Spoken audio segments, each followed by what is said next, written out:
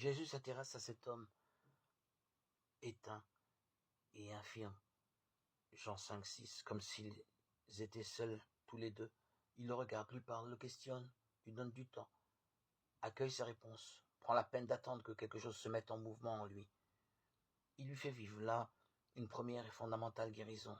Il lui révèle qu'il a de la valeur, qu'il est une personne, qu'il compte pour quelqu'un, qu'il est digne d'intérêt, qu'il est aimé de façon unique, comme chaque enfant de Dieu.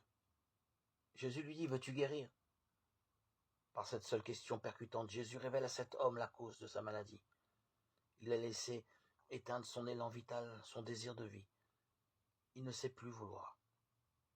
Jésus voit au-delà des apparences. Il ne reste jamais à la périphérie d'un être humain. Il ne vient pas guérir les manifestations d'une torsion, d'un mal, mais sa cause. Jésus est là, porteur de grâce, c'est-à-dire porteur d'un Dieu qui va chercher et mobiliser la vitalité de l'homme et l'entraîner à la guérison. Seigneur, lui répondit l'infirme, je n'ai personne pour me jeter dans la piscine quand l'eau vient à être agitée, et le temps que j'y aille, un autre descend avant moi. L'interpellation lancée par Jésus est directe. Elle appelle donc une réponse précise, oui ou non. Personne ne peut répondre à la place de cet homme, lui seul sait où il en est.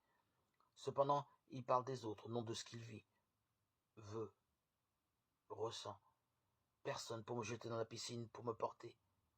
Mais il entend l'interpellation, ce qui nous signifie que, quel que soit notre état de détresse, il est toujours possible d'entendre la voix de Dieu. Elle traverse nos ténèbres, qui ne peuvent l'arrêter. Jean 1, 5. Et l'infirme répond, il répond à côté de la question, mais il prend tout de même la peine de répondre. Il commence à communiquer. Et cela suffit. Une goutte de vie commence à couler. Le processus de guérison est mis en route, car cet homme a fait un geste, un tout petit geste, le seul qu'il pouvait faire probablement, mais il est maintenant en relation avec celui qui cherche à l'atteindre, à sa façon. Il a ouvert la porte. Jésus lui dit, « Lève-toi, prends ton grabat et marche. » Et aussitôt l'homme fut guéri, il prit son grabat et il marchait. Jean 5, 8, 9. L'ordre de vie est donné par Jésus. L'homme y obéit. Il ne sait pas qui est Jésus, mais il pressent que celui qui lui parle est porteur de vie. Il aurait parfaitement pu rester couché. Il adhère à la résurrection.